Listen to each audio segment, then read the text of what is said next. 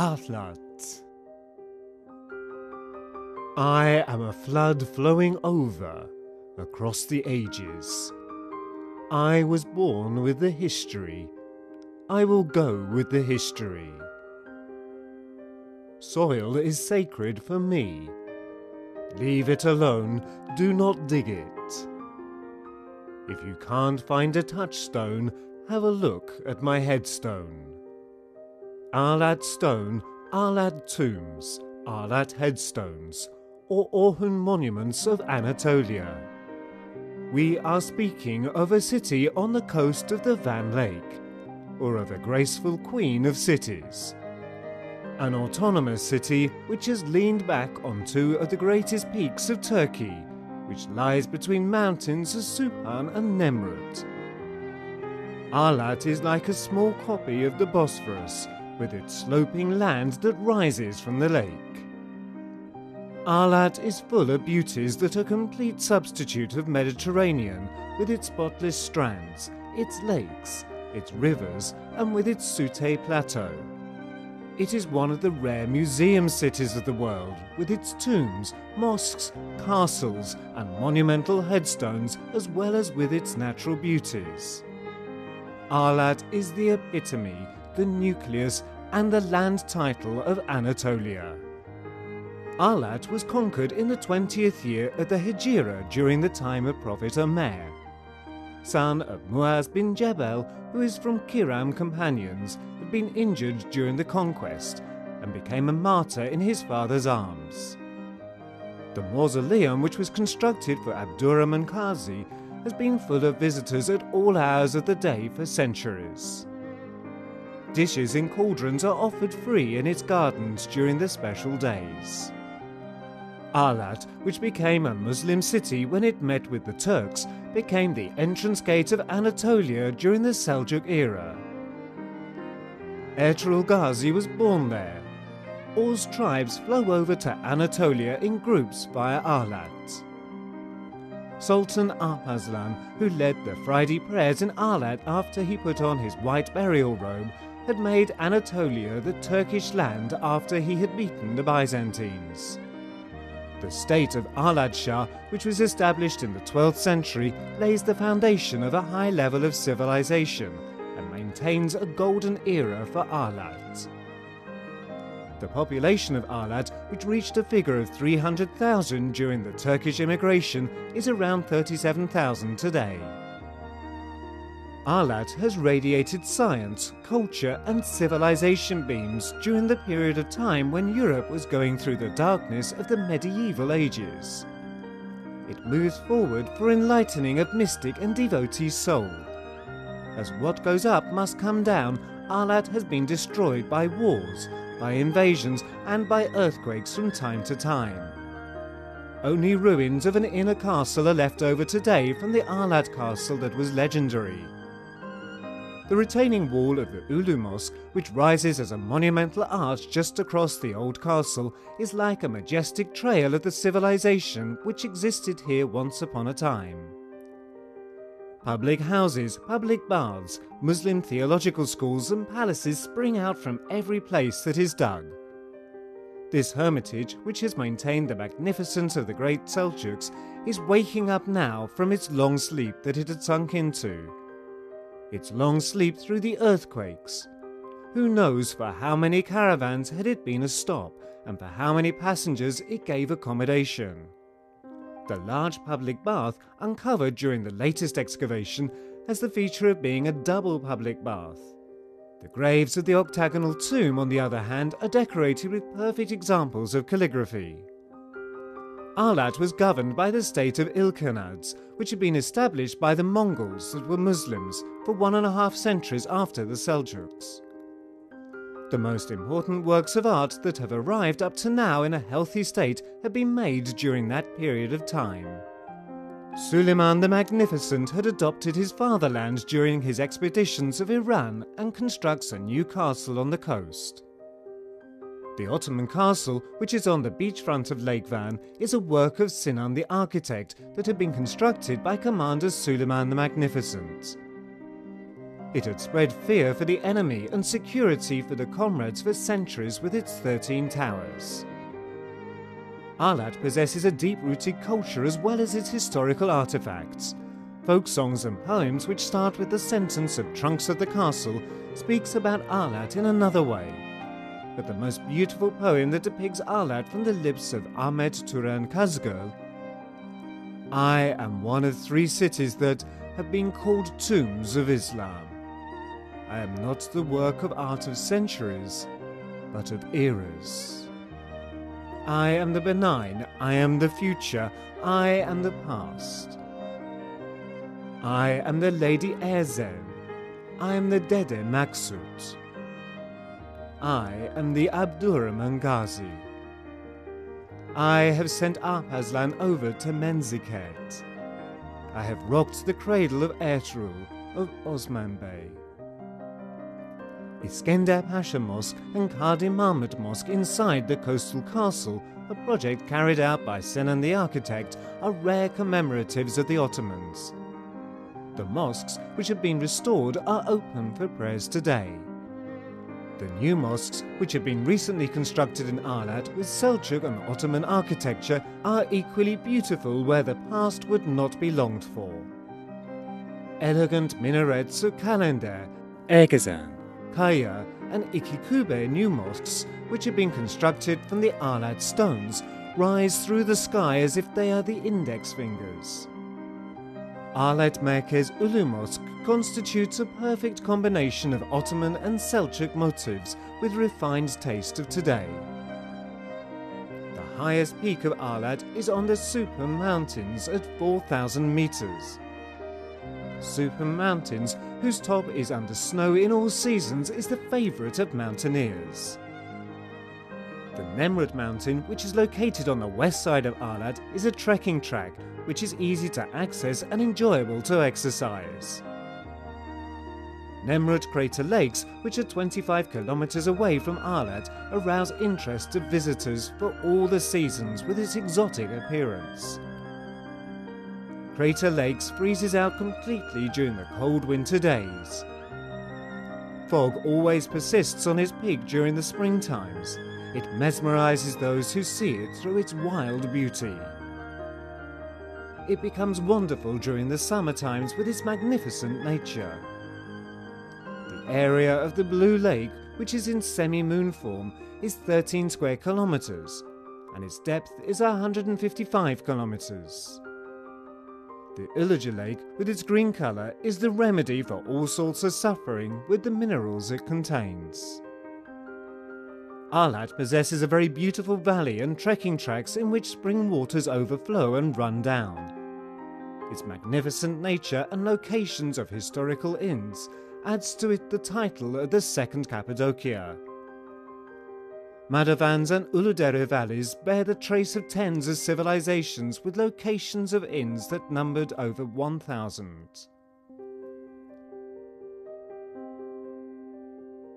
Ahlat is also famous for its monumental gravestones as much as its tombs. Magnificent grave monuments, each one of which have lengths of 3 or 4 meters, have been constructed by fine processing of the single-piece stone. The architects, who also worked on gravestones, have embroidered the stone as if they were weaving a rug, embroidering a lace, and have conveyed the harmony of the poem over to the stone. Each of the gravestones has a different style and tone. The Seljuk cemetery in Ahlat does not recall the stones, but an enormous arena in which statuesque people are shoulder to shoulder. The area, which is covered by gravestones that belong to Ahlat Shahs, Ayyubids and Ilkhanids era, exceeds 300,000 square meters. Ahlat gravestones, which constitute the most unique artifacts of Turkey in terms of the form, measurement and decoration, are known as the Orhun monuments of Anatolia. The name of the craftsman, identification of the owner of the grave, nice wording and literary texts are included on the gravestones, as well as verses and hadiths. Geometrical transitions, Candles and dragon heads of Ilkhanids, as they had become Muslims during the time of Ghazan Khan, on the stones express eternity and reaching over to the Creator. Prismatic coffins, framework tombs, where each one of them is a masterpiece, and family graves in the form of rooms, and which are called ahit, and are not seen anywhere else in Anatolia, are present in Seljuk cemetery, apart from the graves with shahids. Western travellers who have visited Ahlat have written that the artefacts included there had been produced by people who value arts the most and had high-level civilization.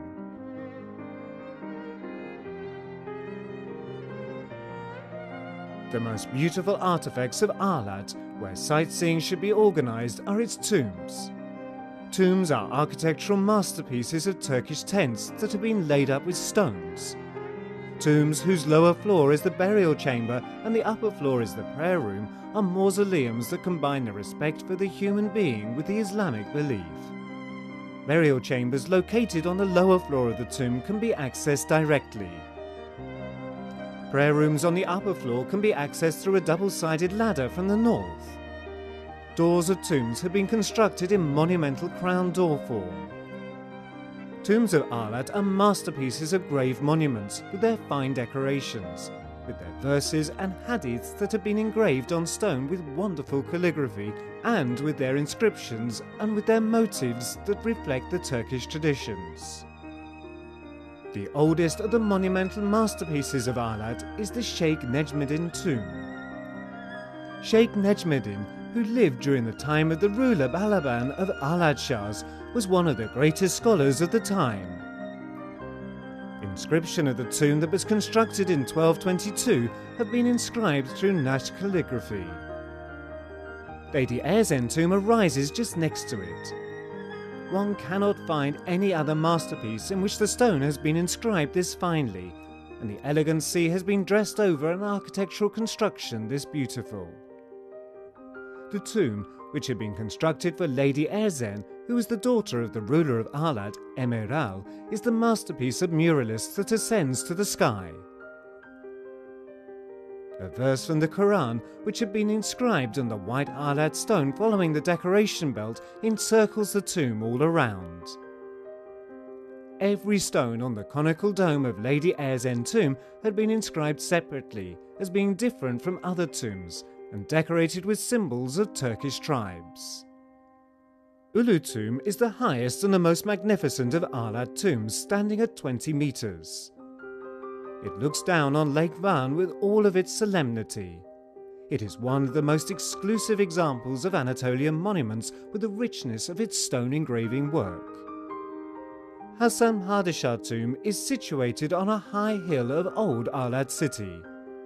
It was constructed for ruler of Ahlat, Hasan Akka, who died in 1275. This district is called the Throne of Suleiman, since Suleiman the Magnificent established his state tent on this hill during his military expedition to Iran. The Emir Bayındır tomb, which has been selected as the symbol of Ahlat, stands out amongst the other tombs with its different construction. 10 of the columns, where 2 of these are half-sized that have been constructed on the side of the tomb that is on the direction of Mecca, bring in a different solemnity for it. The prayer room section has been enlightened through columns, and a plain mihrab has been constructed right in the middle of it. The Emir Bayındır tomb is a perfect monument that inscribes the ecumenical feature of Islam and its wide horizon on the stone through an architectural expression. A prayer room has also been constructed next to the tomb in the name of Emir Bayındır. The most beautiful bridge amongst the bridges constructed over the rivers in Ahlat also possesses the name of Emir Bayındır. Waters that flow under the bridge create a small and pretty waterfall. Double tombs are 2 monumental graves that are next to each other. They have been constructed for the ruler family who were Uyghur in origin and governed Ahlat and surrounding areas during the Ilkhanids era. According to the tablets, the son, Hüseyin Timur, became a martyr in 1279, and the father, Boate Akka, became a martyr in 1281. Their wives have also been buried in the double tombs when they died, which gives the name of double tombs for the district they are situated in. The single tomb or the explorer tomb, which is located 100 meters west of double tombs inside a garden, do not have any inscriptions.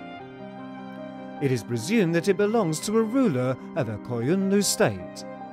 It is the most plain and simple of the Ahlat tombs.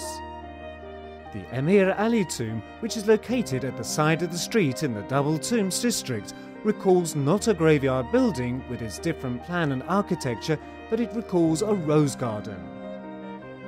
It has been constructed for the ruler of Ahlat, Emir Ali, at the beginning of the 1300s.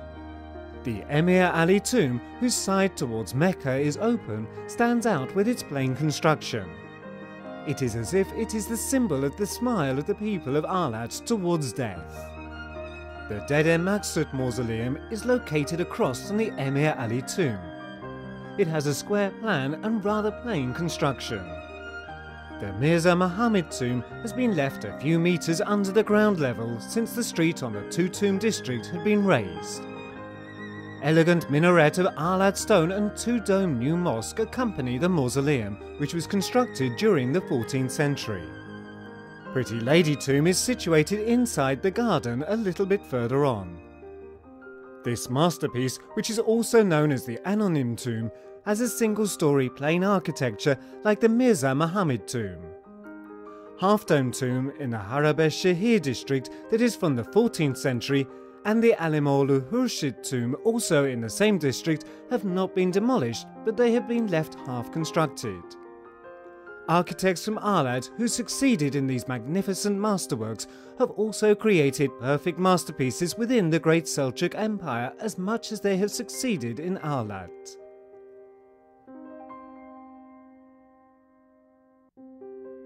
One must see the Ahlat Museum after visiting the tombs and cemeteries.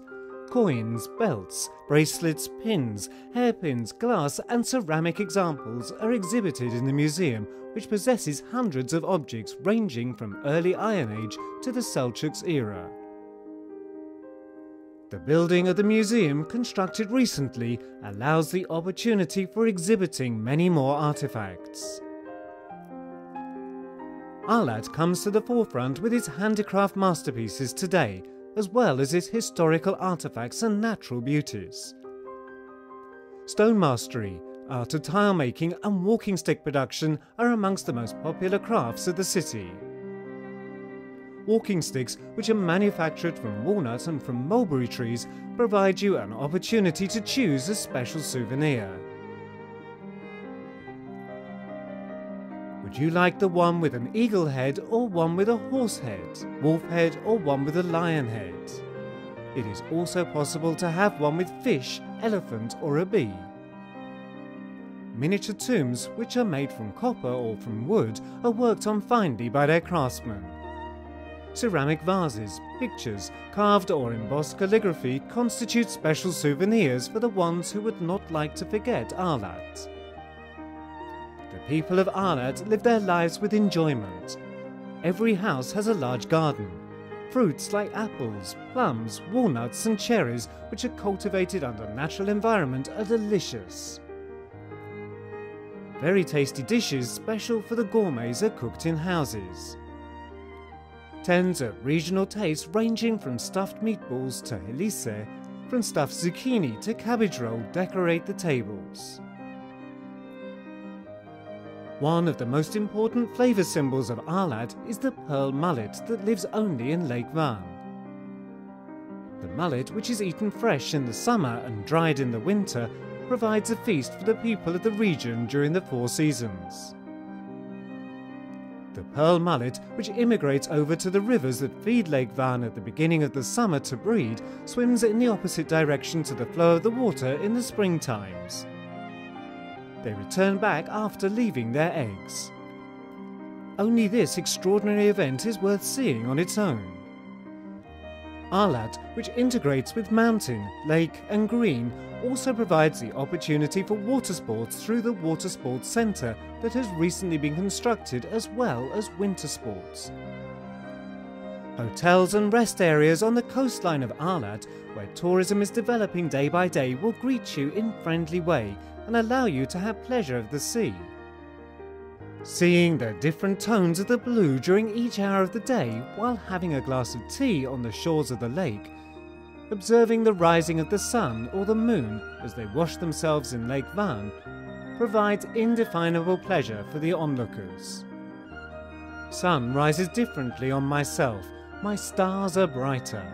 My skies are blue. My moonlight is clean. I am a patient gem.